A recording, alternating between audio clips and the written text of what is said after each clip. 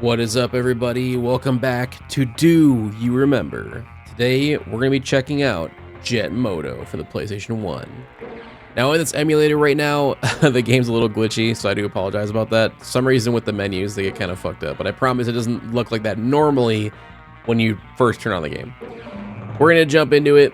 I remember this game having an intro for some reason, like some type of intro movie, but I guess it didn't for some reason. My mind is just not remembering correctly. JET MOTO 2 is the one I remember playing the most as a kid, but I did own both JET MOTO 1 and 2. But I figured for this video, it would make sense to go back to the original, the OG. I also really find it funny that they get sponsored by actual things like Butterfinger and Mountain Dew. Because, yeah, it's just, in games like this, you don't normally see real brands like that. And then in each faction, so in like the Mountain Dew faction, for instance, you have different characters in there. They have their own little backstory, but there's not really a story to this game. It's really all about the racing and all about the gameplay more than anything. But yeah, because they have a lot of different people here with different attributes.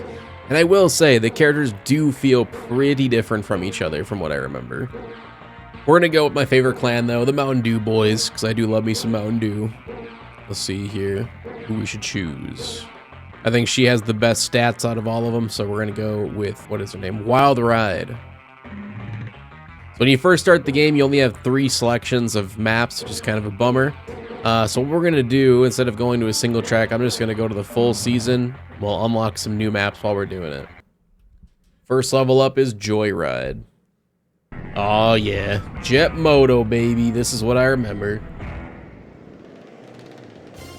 So you got the speedometer in the bottom left, you get the mini map on the upper right. I think we're gonna have like 25 opponents or some shit. It's kind of incredible how many people they were able to smack into this game. We do have turbo with triangle, and you have these like little posts that you have to hold circle to grab onto to kind of do a drift around corners. But from what I remember, the biggest thing that made JET MOTO different than any other racing game on the market, at least at the time, was not only its sense of speed, but the difficulty. I think this is one of the hardest racing games of all time, in my opinion, because almost anything can throw you off your bike. You're very weak. And not only that, but the tracks are kind of meant to mess you up in a way, and the AI was never easy. They're very unrelenting AI.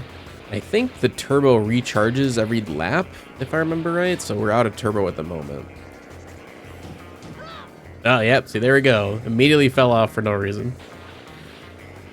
But there's something about it. I don't know if it's just the vibe, the music, the graphics.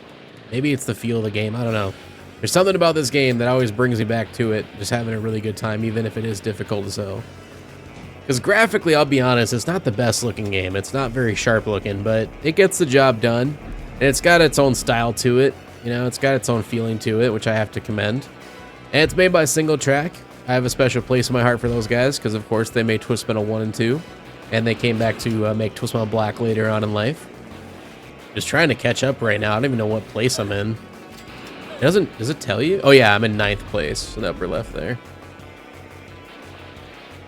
So every checkpoint, it tells you which place you're in, which is kind of funny. Now again, I only have the most memories from JET MOTO 2.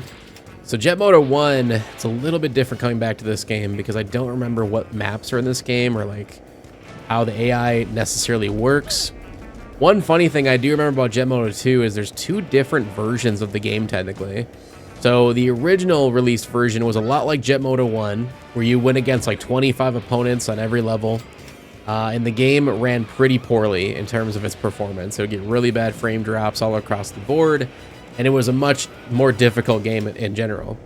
But then they had a greatest hits version release, and apparently somebody, I don't know who, but somebody at Single Track slipped in a different version, basically their own custom version of the game to Sony to release for the greatest hits version, which lowered the amount of opponents down to like 4. So it was a huge difference in opponents, and not only that, but it made the performance at like 60 frames a second or something, like just a very smooth performance, better looking game, and it was much easier because of the lack of opponents.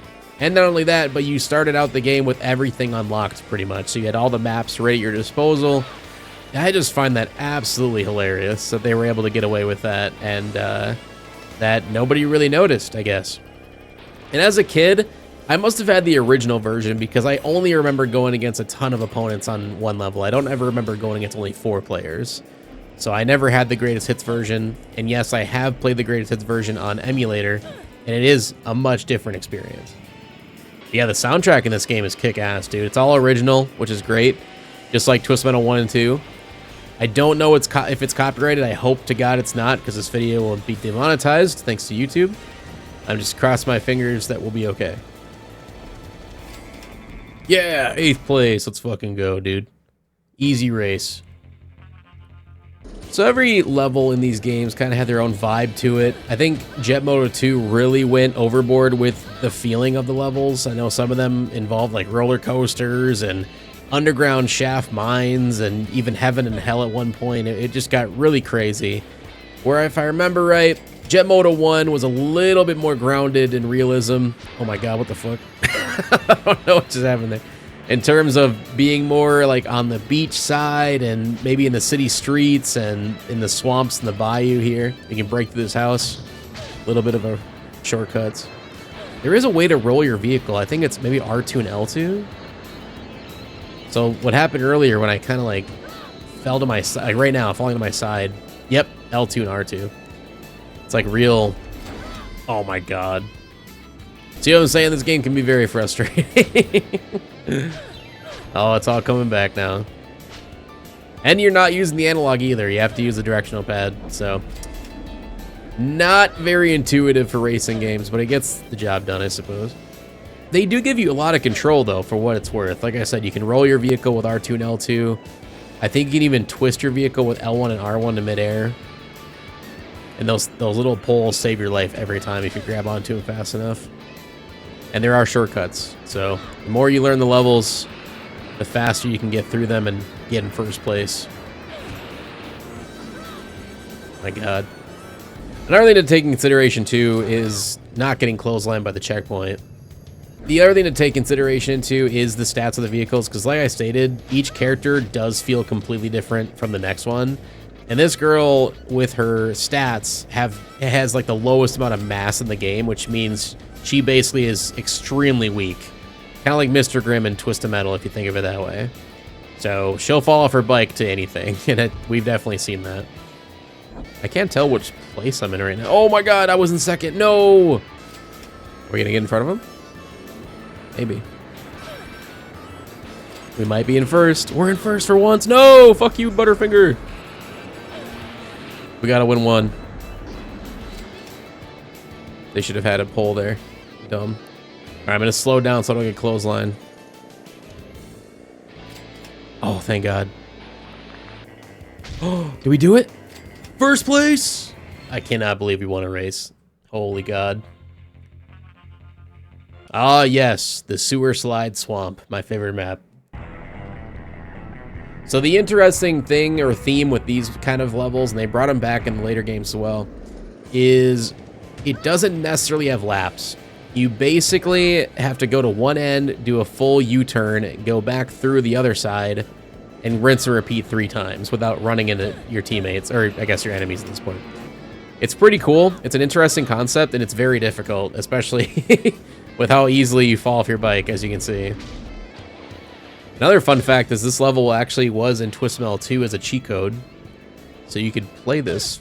Okay, this is not what I remember it being. You can go to fucking hell. Oh, here they come. Lord help me. Ooh! Sorry. Oh, hell yeah, that was beautiful. But yeah, dude, this game is unrelenting. It is not easy, and not for the faint of heart. But it's still fucking fun, dude. I don't care. I don't even care if I'm getting my ass kicked. This game is fun. Weep. And it's funny too, all the all the noises. Beautiful.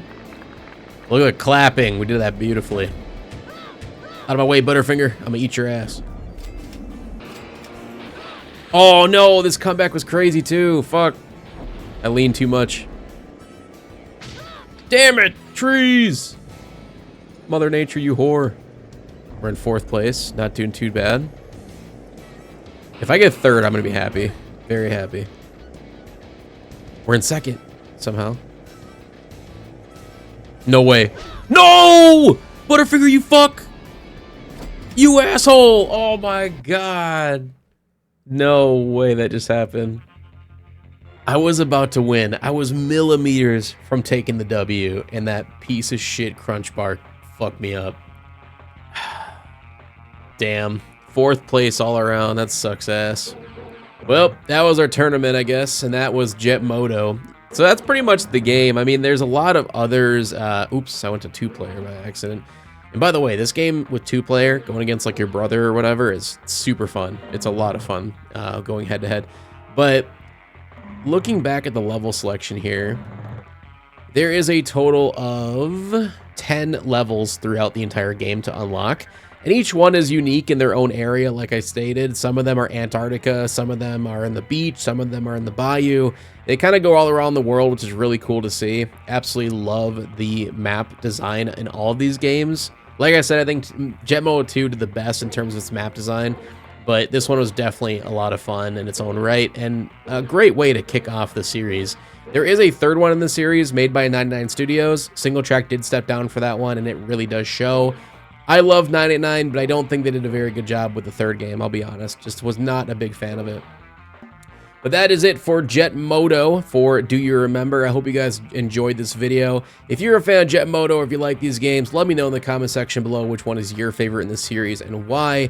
And if you like the video, make sure to leave a like, show your support as always, subscribe so you don't miss the next one. We'll hopefully see you in the next one. Peace out.